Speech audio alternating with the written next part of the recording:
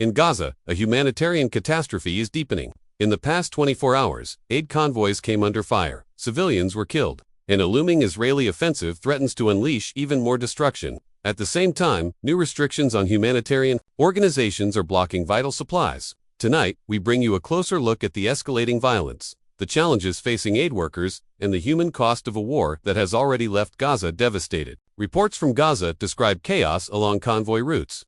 Crowds of desperate civilians gather daily to seize food from the back of trucks, but in the last 24 hours, gunfire erupted again.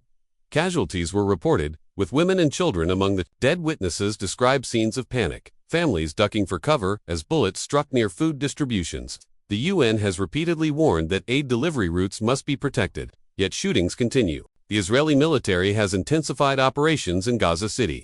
Airstrikes and shelling hit at least 5 neighborhoods in the past day.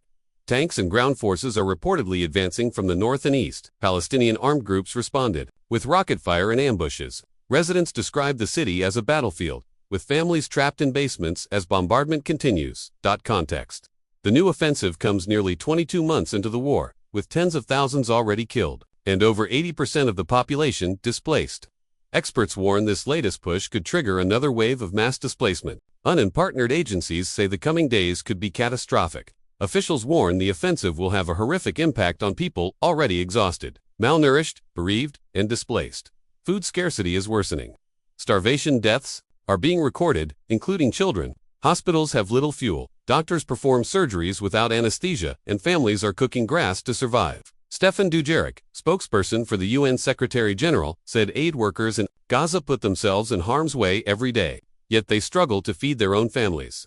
The world cannot look away. Adding to the crisis are new requirements imposed on international NGOs to deliver aid. Organizations must now provide personal data about Palestinian employees. Many NGOs say this violates domestic laws in their home countries and endangers staff. As a result, supplies remain blocked at border crossings. Aid groups warn this could collapse relief efforts entirely. OCHA called the policy a dangerous precedent that puts civilians at greater risk. Israel announced it will allow tents and shelter equipment into Gaza.